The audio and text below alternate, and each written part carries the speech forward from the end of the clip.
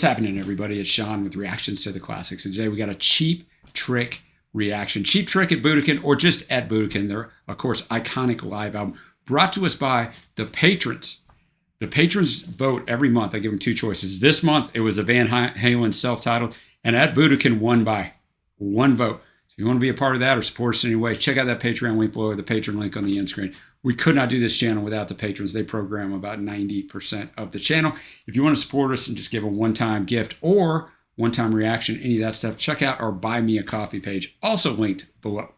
All right, I've listened to this album a grand total of one time. My experience with Cheap Trick is their song The Flame was huge when I was a junior, senior in high school, and became a song for me and my girlfriend at the time. Obviously, Cheap Trick, there's a lot more to them than that. I Want You to Want Me. I know that song, now, but I didn't know it then. I was born in 1971, so a little bit before my time, this album. But I listened to it one time. Trey and I did an album draft. If you want to just search album draft up above, we did every single year in 1965 through, at this point, 2024, and picked our top 5 albums each for a total of a top 10. And I listened to this album then, but I was listening to about 30 to 40 albums a week. So I remembered it was darn good, but glad to jump into this one and do it. All right, little facts. Cheap Trick at Budokan, or simply at Budokan, which I'm going to call it from now on, is their first live album and their best-selling recording. Recorded at, of course, Nippon Budokan in Tokyo. The album was first released in Japan on October 8, 1978, and later released in the U.S. in February of '79 through Epic Records. After several years of constant touring, but only middling exposure for the band, at Budokan steadily grew off radio airplay and word of mouth to become a high-selling success, kickstarting their popularity and being claimed as one of the greatest live rock albums of all time, and a classic of the power pop genre. Canada 1, Japan only 12, UK 29, US 4. It is odd, I will point out, that a live album, it's happened in music history, I understand that, but it's really odd that a live album would get a band popular, because usually you do the live album after you've had some hits and you're just trying to sell a live version of those. An album featuring leftover tracks from the band's 1978 Budokan set, plus additional material from their 1979 tour of Japan, was released in 1994's Budokan 2, and a 2-disc reconstruction of the complete original Budokan performances titled At Budokan. The complete concert was released to commemorate its 20th anniversary all the way back in 1998, which is a long time ago now. They found early success in Japan, that's why they did it this way, and capitalized on this popularity by recording this. They recorded it in Budokan. Now, this is interesting. I found this in 2 places. I still don't know that this is true, so I'm just telling you this, take this with knowing that. On April 28th and April 30th, 1978, with an audience of 12,000 screaming Japanese fans, really drowning out the band at times.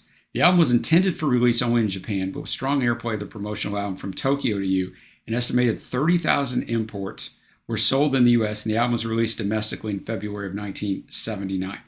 The album also introduced 2 previously unreleased original songs, Lookout and Need Your Love. This is the part I'm going to tell you to take with a grain of salt.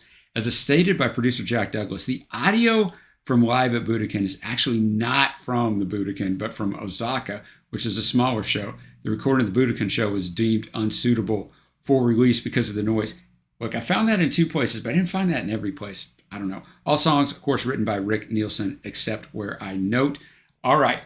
If you haven't been with us before, the music won't be in the video, but it's going to be at a Vimeo link down below. Click on that. You can listen to the whole album. If you already know the album inside and out, you just want to know what I think, hang around here on YouTube. All right, let's kick this thing off with the first track, Hello There.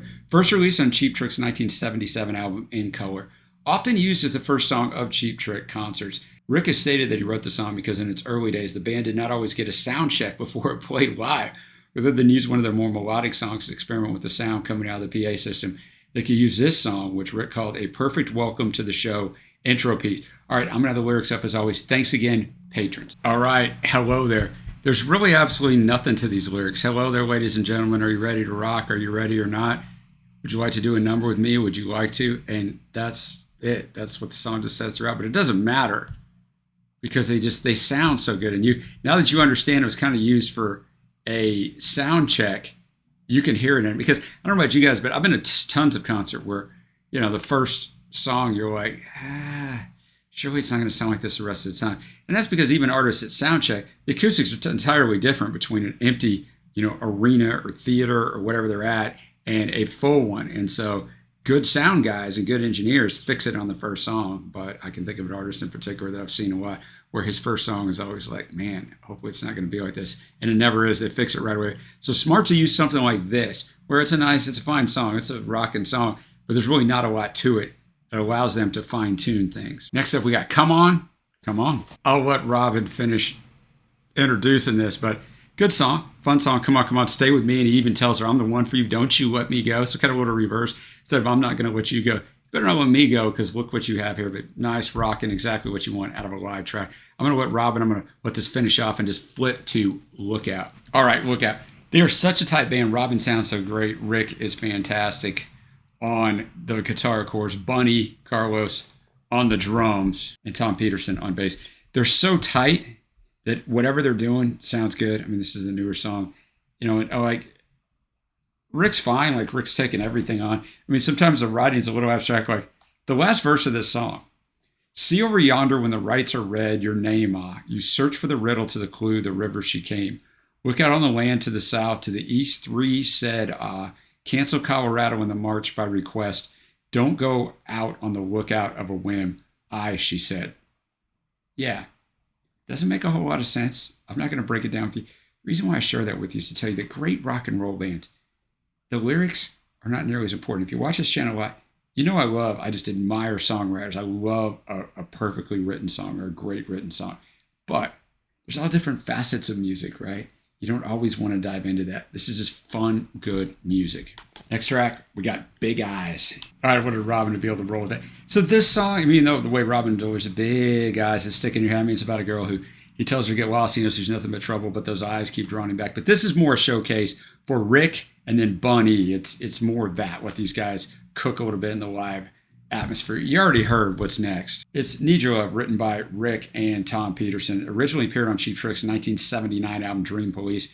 Because Cheap Trick was immensely popular in Japan, the band's Japanese label demanded that Budokan include those three new songs. They are Ain't That a Shame, Good Night Now, and Need Your Love. So we are going to get this one going. It's the last song of side one, and it's the only really extended song on here. It's almost 9 minutes long. All right, Need Your Love, almost 9 minutes long. This is obviously a showcase for the musicianship more than Robin's voice and more than the song itself. It's all about the guitar work. Some good bass work on here and drumming, but it's really guitar work in here is fantastic. And Bunny on the drumming is really good. It's a fine song. It's a great song in concert to see, I'm sure. It's one of the reasons why most of the time live albums fall short for me are songs like this. I didn't necessarily get bored, but it's not really, for me, the best sonic experience because you've got these extended runs going on. But I'm not a big jam band kind of guy. In person, it's fantastic. So not bad. We're going to start out side two with Ain't That a Shame, written by Fats Domino and Dave Bartholomew. Fats recording the song originally stated as Ain't It a Shame instead of Ain't That a Shame. Released by Imperial Records in 1955, was a hit, eventually selling 1 million copies. Reached number 1 on the Billboard R&B chart and number 10 on the pop chart. The song is ranked number 438 on Rolling Stone magazine's 500 greatest songs of all time. This version by Cheap Trick charted at 35 after being released from this album. Reportedly, this was Fats' favorite cover. He also gave Cheap Trick his gold record for his 1955 single, which is held by Rick. 13 in Canada, 77 in the U.S. I know this song a little bit from Fats, not much. I've probably heard it a couple times. The amazing thing to me as I sit here in 2025 is this song by Fats was released 70 years ago. We're getting along some time now, boys and girls, for rock and roll music. 70 years ago. Wow. All right, let's do it. All right, Ain't That a Shame? The Fats Domino song put in there after some extended jamming, a little bit of jamming at the end. Rick is laying it out there, and Bunny and Tom are kind of playing off of that. Robin sounds good. You know, the song itself, classic 50s and 60s. It's either the girl did you wrong or you did the girl wrong. In this case, the girl did Fats wrong. Ain't That a Shame? But a classic song in a reimagined way, and it really works. Next up, we have I Want You to Want Me, originally from their second album, In Color, released in September of 1977. First single released from that album, but it did not chart in the U.S. in its original studio version. 11 months later, this more rock-oriented live version was released as a single and became one of their biggest hits. 7 in the U.S., 2 in Canada, 1 in Japan. Since become their signature song. It was a number 1 single in Japan. Its success, as well as that of its preceding single, Clock Strikes 10, paved the way for these concerts in Japan and for them to be able to get this album. And if you want to put it that way, paved the way for them to still probably record, not lose a record contract, and still be around to this day. So a huge, huge song. Let's get it. Let's let Robin take us into the next song, but this one is classic. The driving propulsion of the arrangement, and then Robin's energetic and just fantastic delivery of the song is what really makes this song. This song is rock and roll, pure greatness, right? Pure late 70s, just let's throw on some rock and get after it, man. Love this song. Robin already told us what's next, but it's Surrender, single released in June of 1978 from the album Heaven Tonight, and also the album's opening track. Their first single to enter the Billboard Hot 100, peaking at number 62. It was a success in Japan. Rolling Stone put this song at number 365 in their greatest 500 songs of all time on their most recent list in 2021. This went to 32 in Australia, 79 in Canada, only 62 in the US. I don't know if I know this song or not. Like, that much accolades. Obviously, it wasn't a big success, but Rolling Stone putting it that high. I mean, maybe I know this song. Fantastic song. I might know it. May have heard it once or twice. Mama's All Right, Daddy's All Right. That sounded familiar, but I don't know. But really well-written song. I mean, Mom's warning things might fall off. Be careful where you put them. I'll leave it at that, boys and girls. But saying his parents are cool, and you kind of find him rolling around one night. He played his rock and roll records, the Kiss records. The reason why they put Kiss in there is because they opened a tour for Kiss in 1977. It was kind of a thank you and a shout out to them. So that's a pretty cool touch as well. We got 2 songs left. We got Good Night. Sometimes it's called Good Night Now. I see Rick wrote this as a companion song to Hello There. It basically reworks Hello There and was used by the band to end their main set or their entire show for many years. Remember Hello There opening. And this actually did end the concert, but they're not. All the other things supposedly are in order. Don't hold me to that. But this is out of order.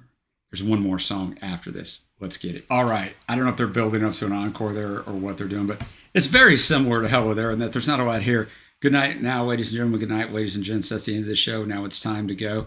Would you like to do a number with me? And then he just, Cheap Trick says good night. So just kind of a jam session. It's a way to end it. So I don't know why they changed the sequence. It would be almost... If you're not going to play this song last, it almost makes sense just to not have it on here because I'm sure, well, obviously there's another album that they came out with years later. There's tons of songs played at this concert. Just replace it with someone else. Not bad, just a strange way to do this. But let's go to the last track. And it is Clock Strikes 10, released in 1977 on their second album In Color. Released as a single in Japan, reached number 1 on at least one of the Japan singles charts. There's more than one. Its success as well, I mentioned this earlier, is I Want You to Want Me and Surrender.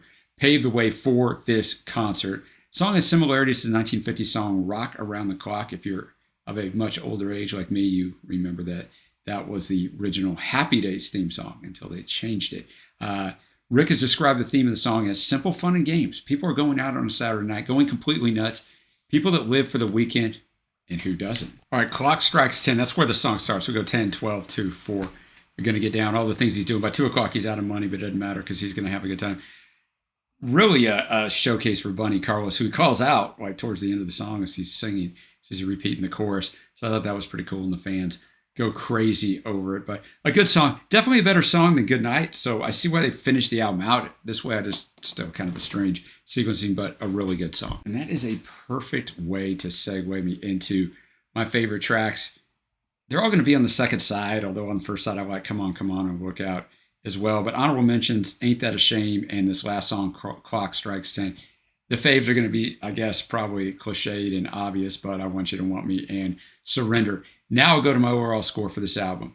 This album's good. It's a really good live album. It's honestly not quite as good as I remembered it, but that's because it depends on, I was listening to all those albums at once. What did you listen to? What albums were you listening to before you listened to this? Sometimes I've learned when I did that album draft, as I go back and listen to albums, it elevated an album at the few albums. Maybe I'd listened to 3 albums that weren't that great, and this one is so much better. Still really good. It's hard for me to love a live album. There's a couple that are really good, but it's just tough, right?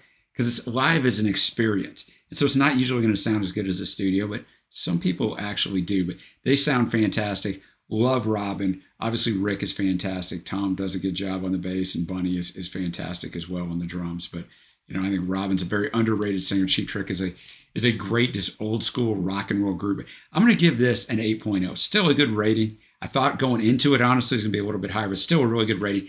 Thanks to the patrons for running this one. If you'd like to join it in any way, like I said, check out that link down below. Super appreciate it. Let me know your favorite tracks on here and what is your overall rating for this album. All right, guys, appreciate you watching. Give it a thumbs up, hit the subscribe. You want to see more Cheap Trick? There's only a little bit of it up. Did a song battle earlier this year. No songs from this album for one of our patron steals. Did a song reaction back in 2021 to Big Eyes off this album that I don't really remember doing, but I did. So that's kind of all that's up from Cheap Trick. All right, guys, until next time, I will see you.